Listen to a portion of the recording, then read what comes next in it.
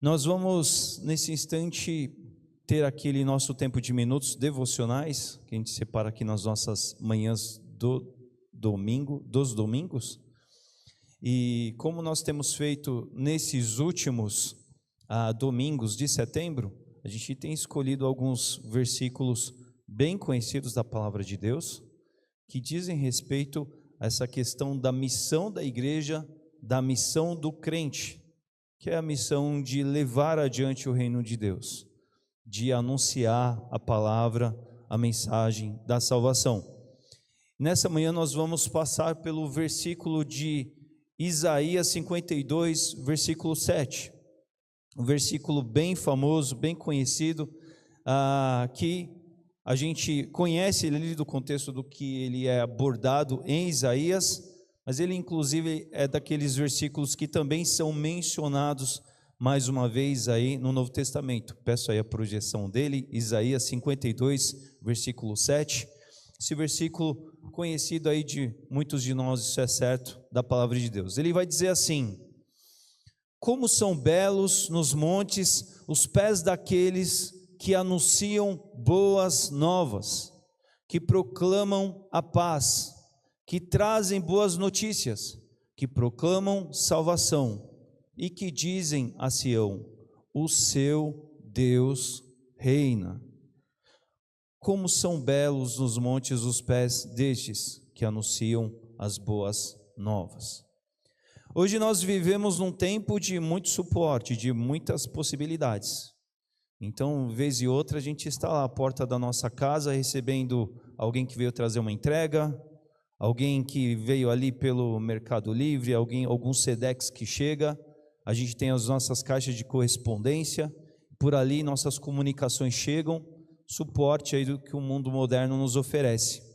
Mas há muito tempo atrás, na antiguidade, obviamente tudo isso não existia, um tempo muito remoto, onde você não tinha papel, onde você não tinha esses tipos de serviços, e a figura do mensageiro naquele tempo, ela era primordial, porque eram eles que levavam as notícias para lá e para cá, fossem boas notícias, fossem más notícias. Mensageiros, eles eram homens que andavam velozes, não é? Dentro de uma expressão que a gente vê na palavra de Deus também, figurando isso, saltando pelos montes, não é? Eles iam viajando, correndo, porque diante da urgência da notícia a ser dada, a notícia seguia exatamente com eles. E eles eram aqueles que precisavam chegar nas cidades, nos povoados e nos vilarejos, e chegavam ali para reportar aquilo que precisava ser informado, aquilo que precisava ser dito. E aqui esse texto da palavra diz, ali dentro do contexto do que Isaías proferiu, mas válido aí para dali por diante: como são belos nos montes os pés daqueles que anunciam boas novas. A mensagem de Isaías é: como é bom esse pessoal quando chega, e não apenas chegam, mas trazem boas notícias, quando trazem as melhores notícias. Afinal de contas, quem é que não gosta de receber uma boa notícia, não é verdade? Ficar sabendo de algo bom que está para acontecer, algo que nos surpreende, algo que vem para o bem, algo que dá uma soma, muda a nossa realidade, traz aquela notícia que faz o nosso dia. É muito bom receber uma boa notícia, não é verdade?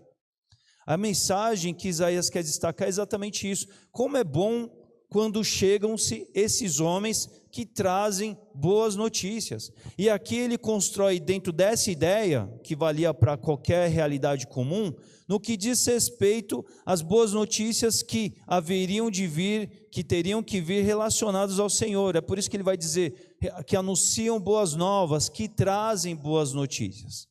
Como nós bem conhecemos e sabemos, o que é o Evangelho? O Evangelho é uma boa notícia. Aliás, o Evangelho é a melhor notícia. O Evangelho é a notícia, a boa notícia, de que para o homem que estava perdido, distanciado de Deus, separado de Deus, a partir de Cristo ele tem esperança. Porque ele pode olhar para a cruz do Calvário e, reconhecendo a Jesus como seu Salvador, ele pode ser justificado por Cristo. e a partir daí ele deixa de ser separado de Deus, e ele é reconciliado com Deus, igual nós cantamos aqui na primeira música. Essa é a boa notícia do Evangelho, não é? E ali, dentro da realidade do Israel antigo, o contexto do qual Isaías escreveu esse versículo, ele já estava falando algo, como sempre, do teor daquilo que tinha a ver com Isaías, um caráter profético, porque tinha a ver com aquela realidade imediata, mas essa é a notícia para o homem, todo homem. A notícia aqui, nós temos um Deus que é Salvador, nós temos um Deus que se importa, um Deus que prepara a salvação, e um Deus que levanta homens para serem aqueles belos anunciantes dessa notícia. E isso, meus irmãos, tem tudo a ver conosco hoje, porque nós, enquanto igreja que somos, enquanto crentes que somos, nós devemos ser esses belos pés que, onde chegam, trazem boas notícias. E a nossa boa notícia não é que se você vir para Jesus, você vai conseguir trocar de carro no que vem. Não é uma notícia de que assim, se você aceitar Jesus, você nunca mais vai ficar doente. Não é uma boa notícia de que assim, se você vir para o reino de Deus, olha, tudo vai dar certo nesse mundo de aflições e dificuldades a partir dessa decisão. Não é essa boa notícia. Porque essa realidade do que nós vivemos aqui, ela passará rápido e ela vai terminar. A boa notícia é a notícia da salvação em Cristo, de não se estar mais para a perdição eterna, enquanto se estiver longe de Deus, mas a partir de Cristo e em Cristo se alcança a salvação. Você tem uma nova história, refeita, ressignificada a partir de Jesus Cristo, e essa é a boa notícia que nós precisamos levar. Por quê? Porque nós somos a notícia verbal que damos com a boca, mas mais que isso, nós personificamos a notícia. Se o Evangelho ele é verdade na sua vida, você não apenas terá palavras a dizer, mas como a gente sempre reforça essa lembrança aqui, você trará o Evangelho encarnado na sua vida. O que é o Evangelho encarnado? O Evangelho ele não é apenas a boa notícia de que, olha, ok, eu estou salvo em Cristo, a única coisa que muda agora é que antes eu era um perdido, agora estou salvo por Jesus. Não, porque essa salvação ela não vem só salvar da perdição eterna, ela vem mudar a nossa vida no aqui e agora, porque o Espírito Santo vem morar em nós e vai, a partir dessa nova realidade que nós vivemos de nova criatura, a gente vai viver uma nova vida. Mas não é uma nova vida diferente por simplesmente ser diferente, em que algo que era ruim poderá ficar pior. Não, é uma transformação para o bem, porque essa transformação prevê que a gente cada vez mais buscará ser igual ao nosso Mestre, Senhor e Dono, Jesus Cristo. E Jesus Cristo foi uma pessoa ruim? Não, Jesus Cristo foi perfeito. Então, a partir dessa realidade, todos os que se achegam a Deus novamente, todos que são reconciliados novamente com Deus a partir de Jesus Cristo, ganham a salvação eterna, mas a partir do já da salvação, começam a experimentar uma transformação para melhor. E a boa notícia, ela é dita, mas ela é vivida também numa vida que é transformada, que mostra os frutos da salvação, que mostra os resultados de um Espírito Santo que agora habita aquele que creu, que mostra agora o produto, a consequência daquele que agora está em Cristo e não está apenas por si mesmo nessa vida, nessa caminhada. Então nós devemos ser essas boas novas, por palavras e pela vida que vivemos. E a grande provocação dessa manhã é pensar assim: você tem vivido essa beleza dos pés que chegam num dado local e trazem a salvação ali, discursada e vivida na sua própria vida? O que as pessoas que convivem com você no dia a dia têm a dizer sobre isso? Que a realidade desse entendimento é a seguinte: quando alguém chega dentro dessa nova realidade, num novo trabalho, por exemplo, é para a salvação chegar ali na sua pessoa, seja por meio de você, uma nova pessoa que está ali, você está levando quem você é, você não está levando apenas a sua força de trabalho, Todo lugar em que nós trabalhamos, quando chega alguém novo para trabalhar na equipe, aí todo mundo fica curioso e com expectativa, não é? Quem é essa pessoa? Será que é alguém que vai somar muito na equipe ou será que não muito?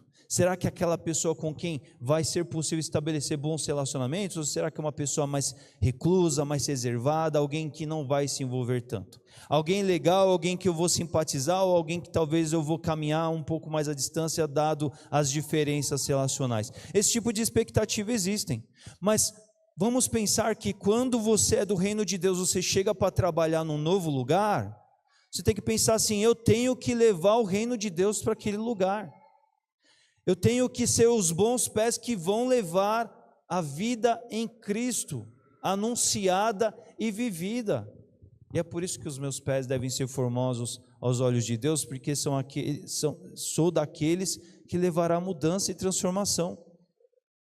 Será que aqueles que estão por perto assistem esse anunciar das palavras e da vida, da salvação que a gente leva?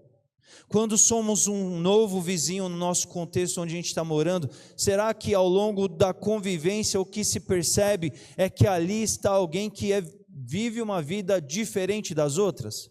E não uma diferença simplesmente para ser diferente, por uma questão de visibilidade, para ser elevado, não é disso que eu estou falando assim, será que as pessoas que estão próximos a nós, os teus vizinhos, à medida que você passou a morar onde você mora, ou por todo o tempo que você tem morado onde você mora, conseguem distinguir que ali há a casa de alguém que vive a salvação em Cristo Jesus?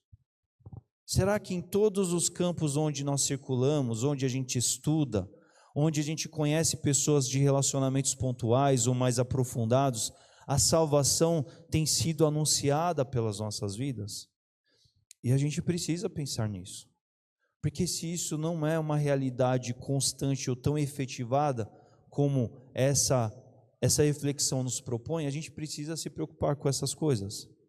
A gente precisa se preocupar do quanto o Evangelho tem tocado e transformado a nossa vida profundamente, porque a partir disso tudo mais será consequência. A grande questão é que muitas vezes, tantos do povo de Deus apenas vivem como se o Evangelho fosse uma boa notícia de te dizer assim, pronto, ufa, me livrei da perdição eterna. Agora segue a vida, segue o jogo. E nada muda. Ou muda-se pouca coisa. Ou muda-se algumas coisas na rotina do dia a dia da agenda. Mas não foi isso que Jesus veio nos deixar. Jesus, ele veio trazer uma transformação profunda que causa uma vida abundante àqueles que o seguem verdadeiramente. E essa mudança profunda tem tudo a ver com a salvação que ele nos dá. Isso nos provoca em nós uma revolução, mas a partir disso, esse processo será inevitável para aqueles que estão ao nosso redor também. É por isso que Jesus disse, vão e façam discípulos. Vão e anunciem o Evangelho. Sejam bons pés daqueles que anunciam boas novas, que trazem boas notícias. Mostre a transformação na sua vida. Anuncie por palavras em todas as instâncias da sua vida. Seja belo aos olhos de Deus como aquele que anuncia daquilo que Ele nos deu de melhor, que é a salvação em Cristo Jesus. E assim, certamente, além de obedecer a Deus, nós cumpriremos o nosso propósito, o nosso chamado e a nossa missão. Amém? Reflitam nisso, guardem os seus corações e que os frutos sejam repercutidos aí na direção do Espírito Santo de Deus.